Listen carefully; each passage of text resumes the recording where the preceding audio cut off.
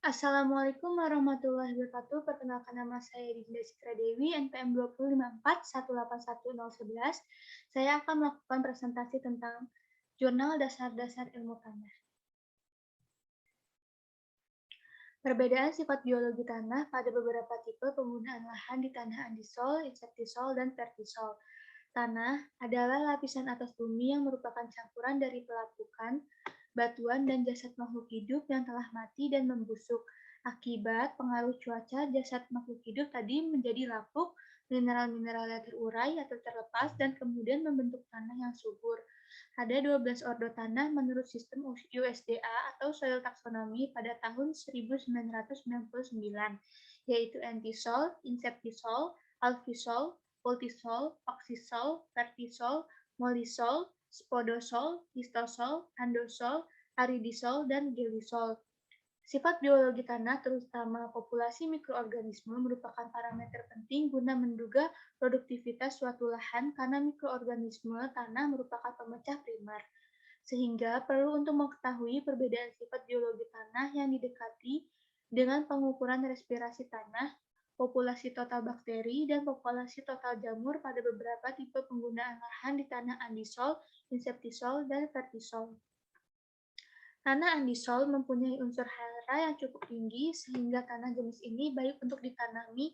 Tanah undisol memiliki pH antara 5-7, memiliki kandungan C organik berkisar 2-5%, memiliki total populasi bakteri dan jamur tertinggi pada tipe penggunaan lahan kebun campuran yaitu 6,26 kali 10 pangkat 8.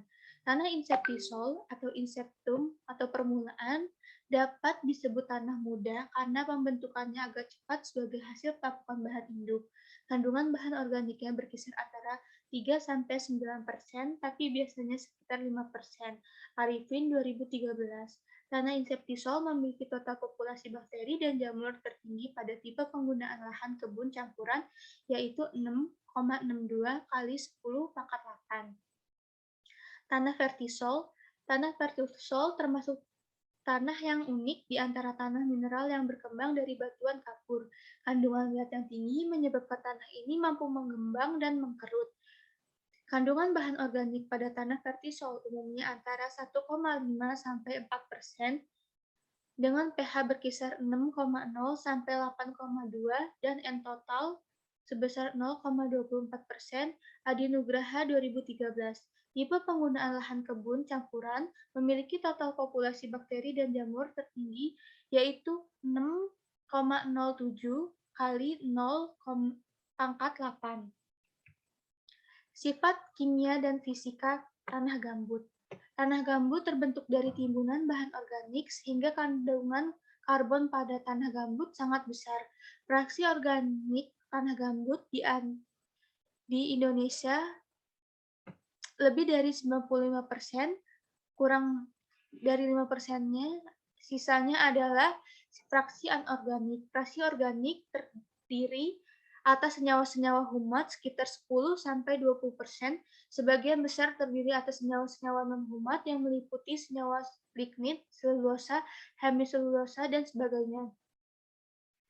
Karakteristik kimia tanah gambut ditentukan oleh kandungan mineral, ketebalan jenis tanaman penyusun gambut, jenis mineral pada substrantum di dasar gambut, dan tingkat dekomposisi gambut. Sifat fisika gambut yang spesifik yaitu berat isi, bulk density yang rendah, berimplikasi terhadap daya menahan beban tanaman yang rendah. Tanah gambut umumnya mempunyai tingkat kemasaman yang relatif tinggi dengan kisaran pH 3-4. Tanah gambut di sekitar air sugihan kiri memiliki kisaran pH yang lebih tinggi, yaitu 4,1 sampai 4,3.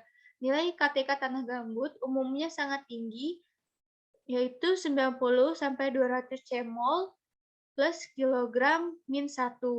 Hal ini disebabkan oleh muatan negatif bergantung pH yang sebagian besar dari gugus karboksil dan gugus hidroksil dari fenol. Driesen 1974. Terima kasih. Wassalamualaikum warahmatullahi wabarakatuh.